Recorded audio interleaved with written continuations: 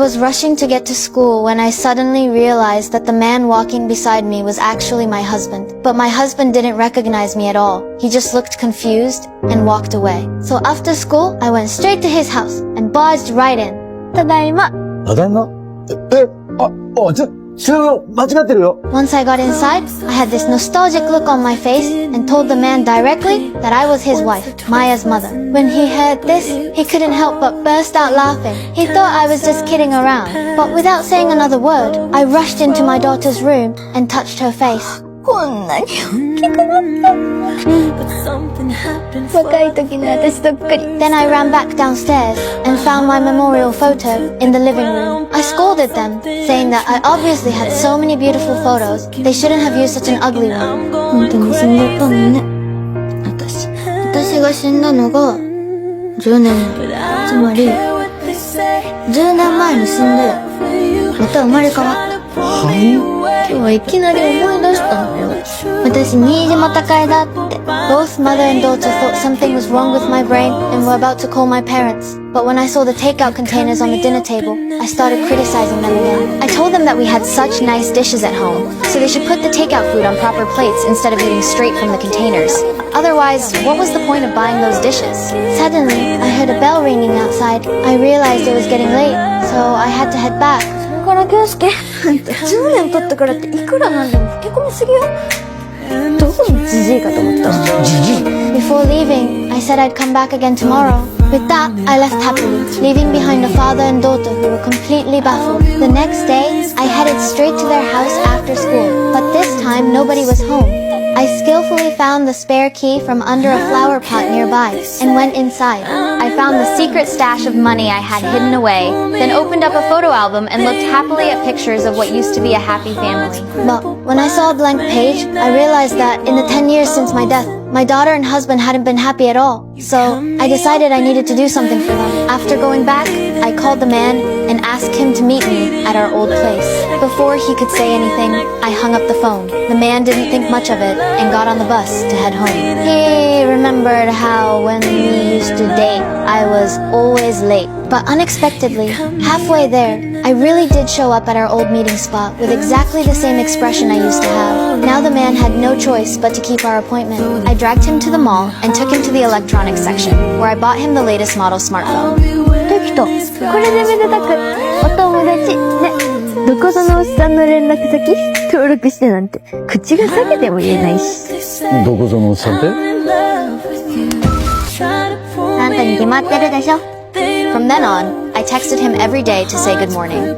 おはよう。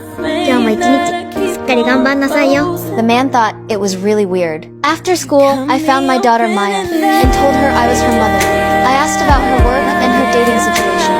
あなたに絡まがそのくらいの私にだけには、ちゃんちゃんかりんでたもんだけどね。Then I pinched Maya's cheek, which made her feel really uncomfortable. She told me not to be so familiar with her. That night, I sent another text saying goodnight. When the man saw it, he wanted to text back goodnight too. But after thinking about it, he decided it wasn't appropriate and didn't reply. But the next morning, I showed up at his house again. I was about to walk into the house, but he said he had friends coming over and told me to leave quickly. When I heard this, I started scolding him instead, telling him he needed to clean up the yard properly to host his friends well, so the house could stay in good condition for years to come. After tidying up the yard, I personally prepared dinner to entertain his friends, showing off my skilled cooking techniques. Seeing this, the man had no choice but to let me help. Just then, Maya came home and saw me in her kitchen.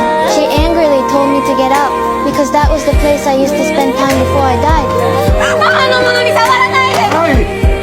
So I was kicked out. I waited outside until evening, peeking from outside the yard. I heard the man saying he was planning to sell the house and move away. I felt a bit sad hearing this. After the friends left, I went back into the house. This time the man didn't kick me out. He even offered me a cup of coffee and told me he was going to move away soon to live the same monotonous life somewhere else, just waiting to die, because the person he loved most was no longer there. He had no hope left in life. After hearing this, I sat down next to him, cupped his face in my hands and comforted him. I told him to pull himself together because I was the reincarnation of his wife, so I would always be with him. The man thought I was talking nonsense and kicked me out again. The next day at noon, the man suddenly received received a package. When he opened it, there was a lunchbox inside. He curiously tried one of the lion's head meatballs and immediately teared up from how spicy it was. But he didn't mind at all.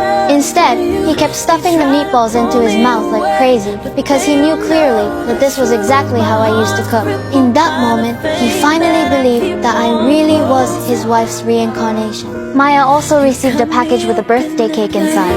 It had candles representing all the ages from when she turned 10 onwards. This was the first birthday cake she'd received since I died. Only then did she believe that I had really come back. So, she ran to the school and saw me. She was about to call out to me, but her father beat her to it and called out my name first. 本当に高江なのか。北朝霞駅のホーム。あなたが私にプロポーズした場所。結婚記念日は3月20日。最初にくれたプレゼントはトマトの形のコースター。初めて食べた君の夜食は眠気も吹っ飛ぶパンチの効いたハバネロミートボール。 We finally recognized each other and were reunited in this way.